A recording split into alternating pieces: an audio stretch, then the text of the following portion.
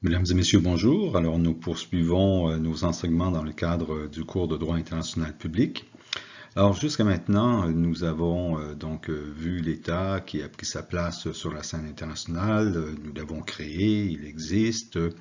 Peut-être a-t-il été reconnu, nous le lui souhaitons par ailleurs.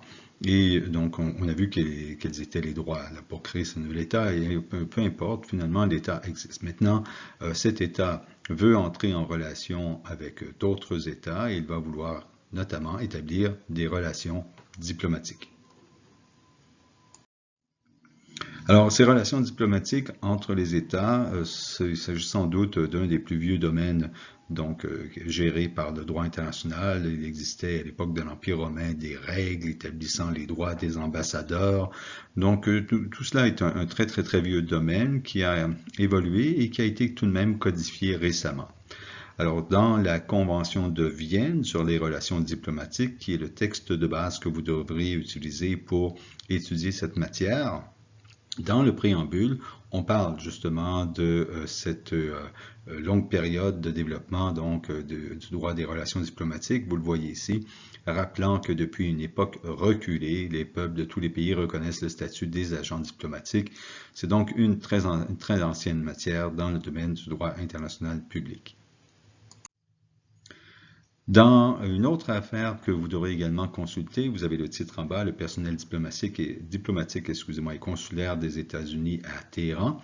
Alors, c'est une affaire, on parle ici de la révolution islamique qui avait eu lieu en Iran, où des agents, c'était des étudiants qui avaient eu l'aval de l'État, avaient envahi et les locaux diplomatiques et les locaux consulaires des États-Unis. Donc, les États-Unis avaient saisi la Cour internationale de justice ici pour faire valoir leurs droits. Donc, la Cour a établi, ou pas établi, en fait, le terme n'est pas juste, a rappelé des principes de base, donc dans le domaine des relations diplomatiques. Et on a ici notamment un rappel que la Cour a fait aux différents États de la nation, dans lequel elle souligne l'importance de respecter ces règles qui sont essentielles pour la sécurité et le bien-être de la communauté internationale, nous dit-elle, et ces règles aident également au développement ordonné des relations entre ses membres. Alors évidemment, on comprend bien qu'une bonne façon d'éviter les litiges, c'est par la discussion, par la négociation. Si les agents dont c'est la fonction au premier chef, ne voient pas leur sécurité protégée, il est certain que la négociation devient plus difficile et on imagine tout de suite le résultat que cela pourra donner. Alors, le droit de légation, c'est un droit qui est reconnu naturellement aux États. Il a deux aspects, c'est le droit d'envoyer des diplomates et le droit de recevoir des diplomates. Je vous ai indiqué que l'État qui envoie, c'est l'État accréditant, alors que l'État qui reçoit est l'État accréditaire. Donc, par la suite, dans cette présentation, nous utiliserons régulièrement ces deux expressions, État accréditant et État accréditaire. Alors, si c'est un droit qui est reconnu aux États, donc ce qui veut dire que ce n'est donc pas un droit qui est reconnu au mouvement de libération ou autre, il faut qu'on ait les caractéristiques que nous connaissons bien d'un État. Par ailleurs, même si c'est un droit qui a été reconnu aux États, il est aussi reconnu au Saint-Siège, ce que de façon populaire, on appelle souvent le Vatican, mais le nom de l'État lui-même, c'est le Saint-Siège. Dans leur cas, toutefois, ils n'enverront pas leurs diplomates ne seront pas des ambassadeurs ou des secrétaires, ce seront des nonces ou des internonces, mais ils sont représentés donc par des représentations ayant un statut diplomatique également. Alors, toujours dans cette affaire concernant le personnel diplomatique des États-Unis, alors vous le voyez bien ici, on va établir un premier principe de base dans les relations diplomatiques, c'est qu'aucun État n'a l'obligation d'entretenir des relations diplomatiques ou consulaires avec un autre État.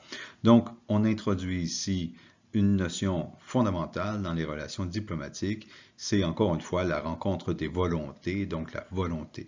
Pour qu'il y ait relation diplomatique entre deux États, ceux-ci doivent le vouloir et ils doivent accepter donc qu'un autre État envoie du personnel diplomatique sur leur terrain, alors que le premier État n'a aucune obligation donc d'entretenir des relations diplomatiques.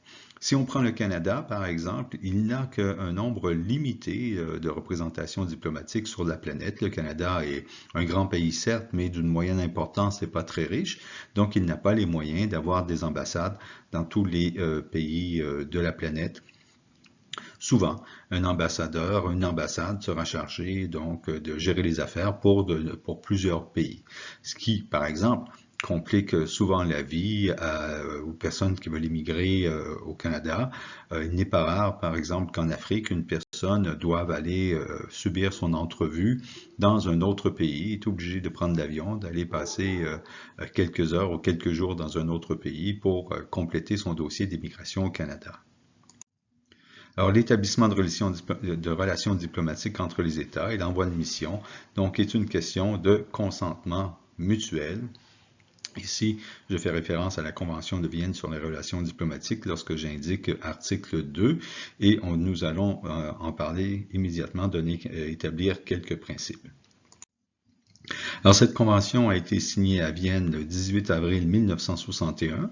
Elle est entrée en vigueur en 1964, le 24 avril, et vous voyez, il y a tout de même 192 États qui sont partis à la dite convention.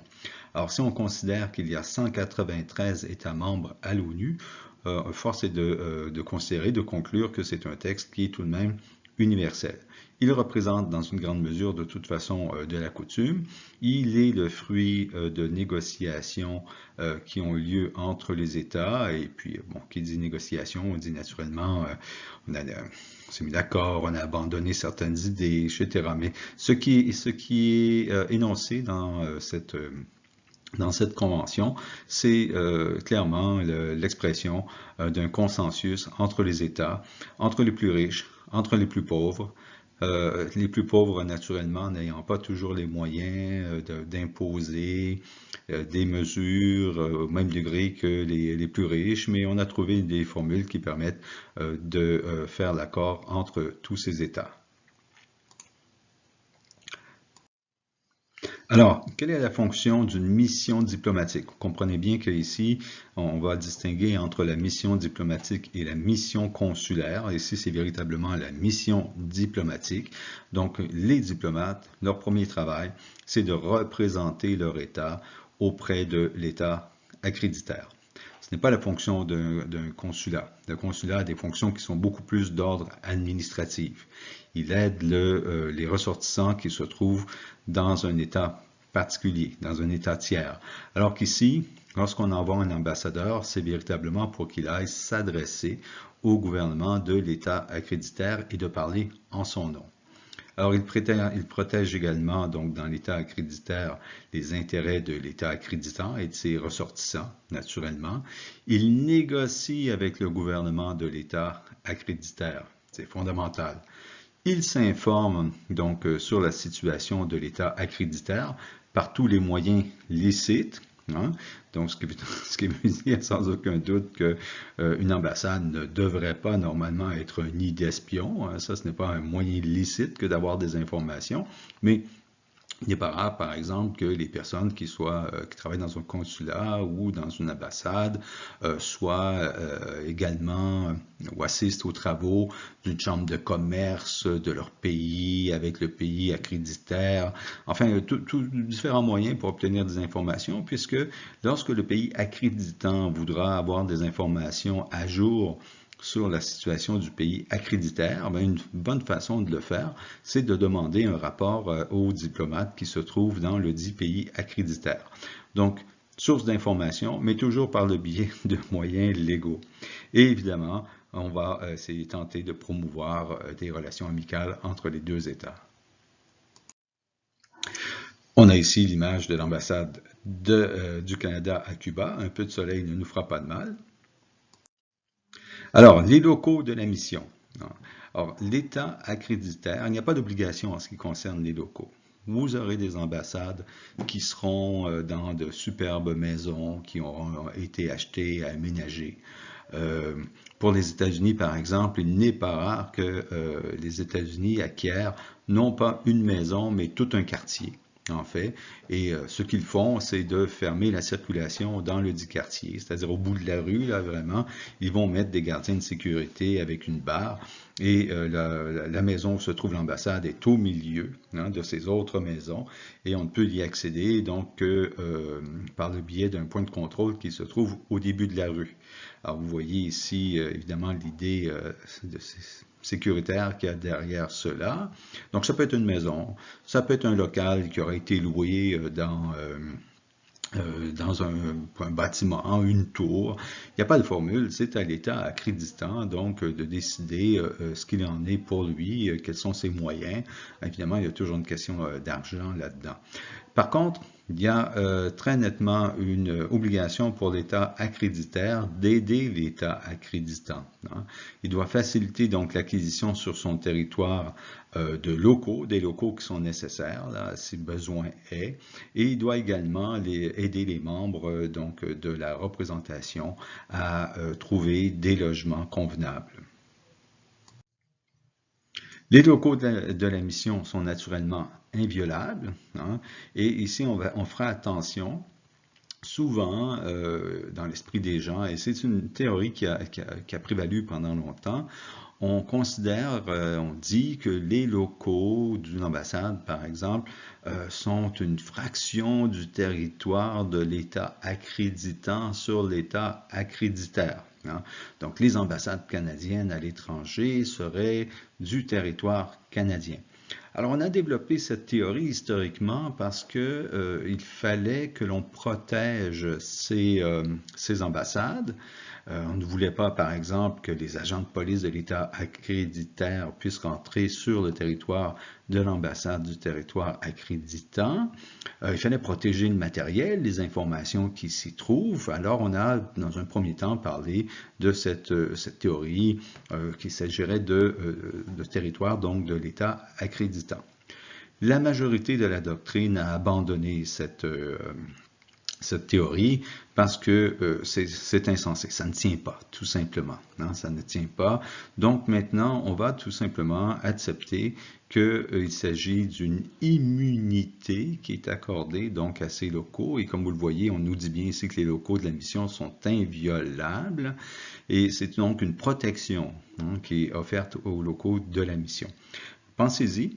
Si la mission était territoire étranger, donc l'ambassade canadienne à Cuba, que nous venons de voir, était territoire canadien, bien ça veut dire que s'il y avait par exemple un forcené qui entrait dans la mission avec des armes, qui prenait des diplomates donc en otage, mais ça voudrait dire que les autorités cubaines n'auraient pas autorité pour rentrer dans l'ambassade, puisque c'est un territoire canadien. Alors que ferait-on? On enverrait des agents de la GRC pour agir dans l'ambassade, hein, ici, et éventuellement désarmer le forcené.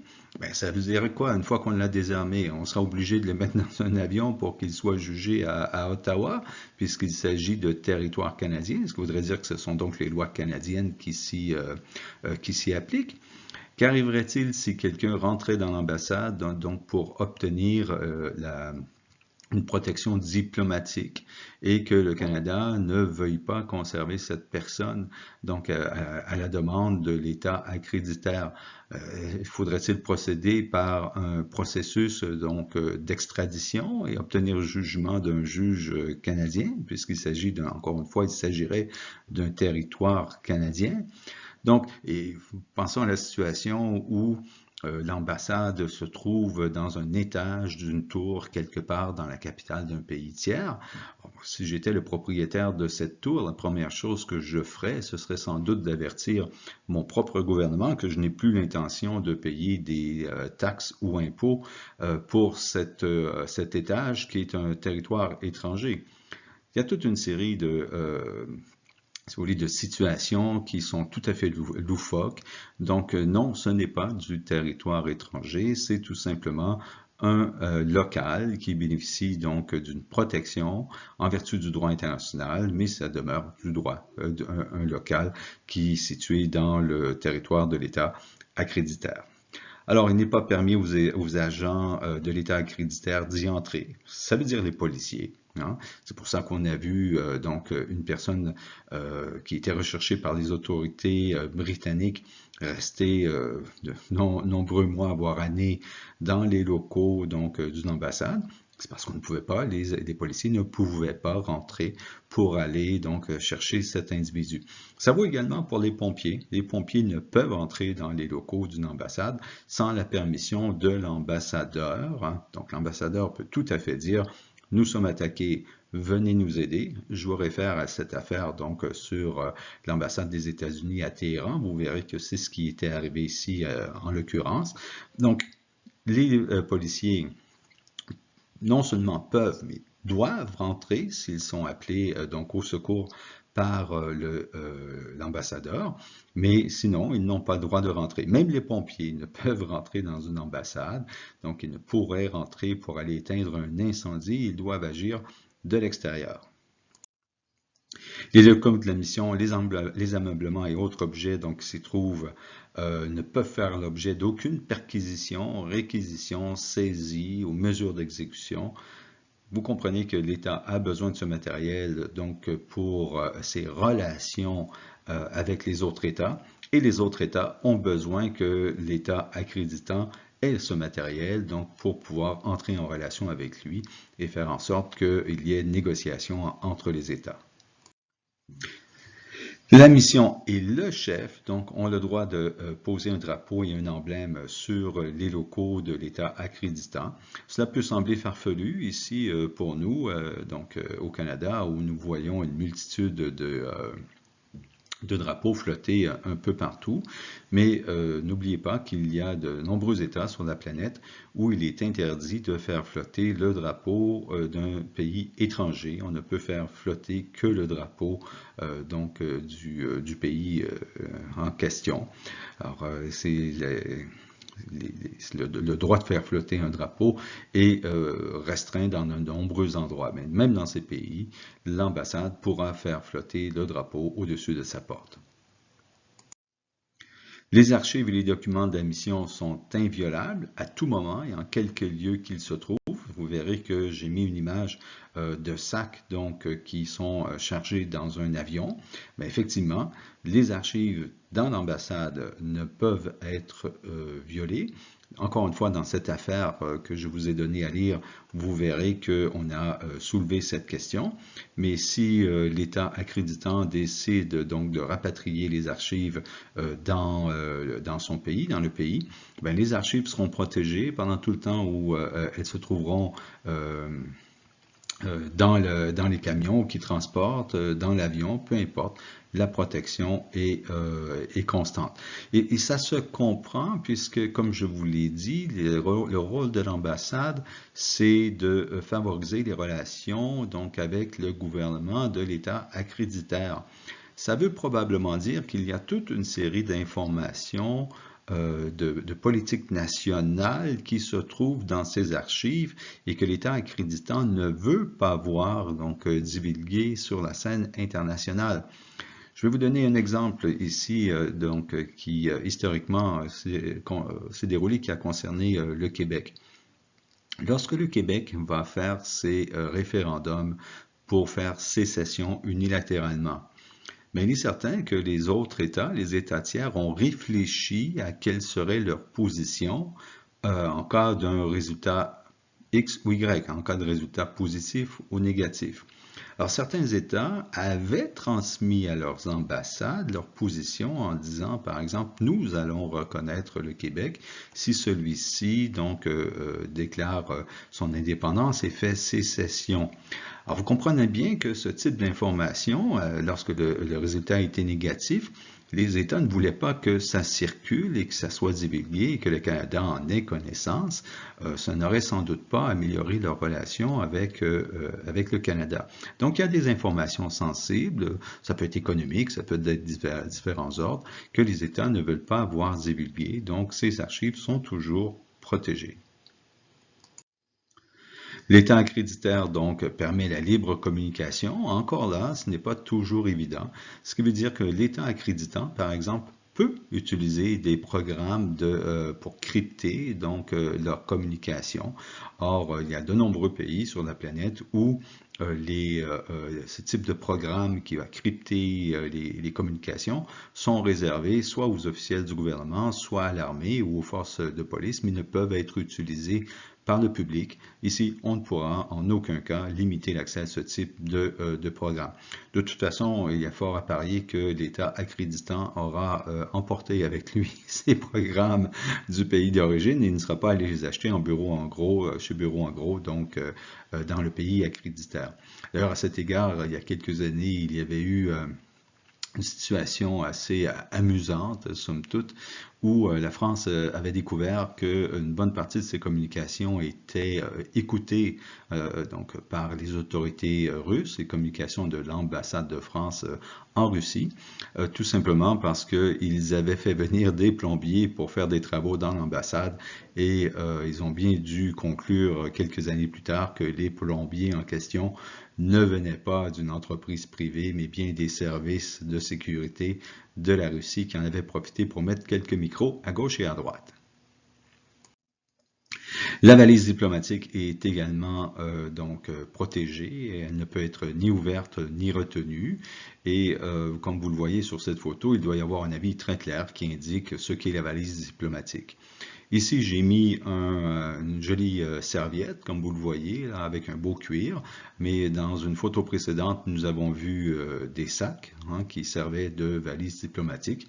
Et j'ai déjà vu personnellement des containers qui servaient également de valises diplomatiques dans lesquels nous avions chargé des quantités assez impressionnantes de Coca-Cola et de chips, donc pour l'ambassade du Canada à Moscou. Alors, le courrier également qui va porter cette valise sera lui-même protégé. Il doit naturellement avoir des documents l'identifiant. La valise peut aussi être confiée au commandant d'un avion, c'est-à-dire que plutôt qu'il y ait une personne qui accompagne la valise, qui parte avec la valise pour aller la porter, il va se contenter d'aller à l'aéroport et donner le document donc au pilote, au commandant d'un avion, qui lui la remettra à l'autre bout. C'est une autre possibilité, mais en tout état de cause, de toute façon, la valise est protégée et la personne qui transporte cette valise également. Il peut arriver qu'on ferme une mission, les missions ne sont pas éternelles. Il peut y avoir une tension entre deux États faisant en sorte que ceux-ci veuillent mettre un terme à leur relation. Vous comprendrez bien que normalement, en état de guerre, par exemple, c'est certainement une situation dans laquelle il y aura fermeture automatique des relations diplomatiques. Alors là, on pourrait fermer l'ambassade ou tout simplement la laisser inoccupée pour le temps de la guerre. Mais c'est encore une fois une question qui repose, oui, sur la volonté des États. C'est-à-dire un État peut tout à fait déclarer unilatéralement qu'il cesse ses relations diplomatiques avec un autre État. La conséquence de cela, naturellement, ce sera pour cet autre État l'obligation, en raison du principe de réciprocité, de mettre un terme également et de fermer sa propre représentation diplomatique dans le premier État, sur le territoire du premier État qui aura pris la première décision. Donc, c'est une question qui repose véritablement, encore une fois, sur la volonté des États. Ça peut aussi être collectif. Parfois, on a des organisations internationales qui diront, mais qui donneront comme instruction à leurs États membres de cesser toute relation, donc diplomatique avec un État déterminé afin de faire pression sur celui-ci pour qu'il corrige la situation prévalente donc sur son territoire. Les fonctions donc de l'agent diplomatique vont prendre fin, naturellement. Alors, deux possibilités. A, l'État accréditant dira à l'État accréditaire, tel agent n'a plus de fonction dans votre État, on comprend que les agents diplomatiques sont envoyés pour un nombre d'années limité dans un État accréditaire. Généralement, ça varie de 2 à 4 ans, hein, ça dépend des États. On veut que l'agent diplomatique revienne dans l'État accréditant éventuellement pour travailler dans le ministère et puis reprendre contact avec l'État accréditant. Il ne faut pas oublier non plus que lui-même veut certainement revenir dans le pays où se trouve sa famille. Donc, première possibilité. Deuxième possibilité, c'est l'État accréditaire qui dira à l'État accréditant, c'est terminé, nous ne voulons plus de cette personne sur notre territoire. Donc, la façon de faire pression, c'est qu'on dira à l'État l'État accréditant que nous n'avons plus l'intention de lui reconnaître les avantages, de reconnaître à cette personne les avantages d'un membre de la mission diplomatique.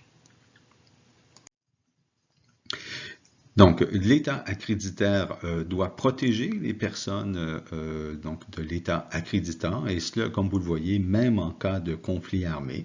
Donc, si jamais une guerre est déclarée et que les agents de l'État accréditant doivent quitter le territoire de l'État accréditaire, mais pendant tout le temps où ces agents seront sur le territoire de l'État accréditaire, celui-ci devra donc leur accorder l'immunité et les protéger également.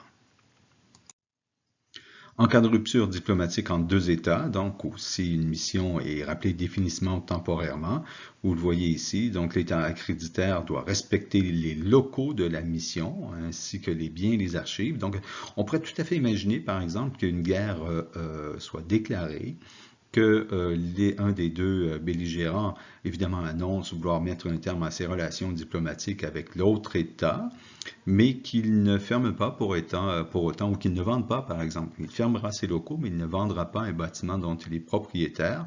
Mais même dans cette situation, l'État accréditaire sera tenu de protéger les locaux de l'État accréditant, même s'il ne s'y trouve personne. Par ailleurs, ici au Canada, c'est la GRC qui est chargée d'assurer la sécurité des représentations diplomatiques et des agents diplomatiques sur le territoire canadien. Il peut arriver dans une situation dans laquelle un État mettra un terme à ses relations avec un autre État, donc n'aura plus personne pour le représenter. Donc l'État peut désigner, avec l'accord de l'État accréditaire, un tiers État donc pour agir en son nom et surveiller ses intérêts donc sur le territoire de l'État accréditaire.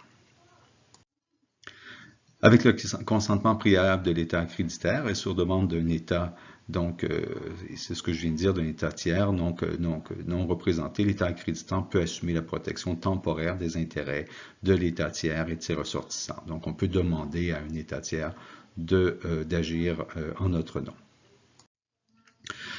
Et puis voilà, écoutez, je pense que vous avez compris quel est le principe.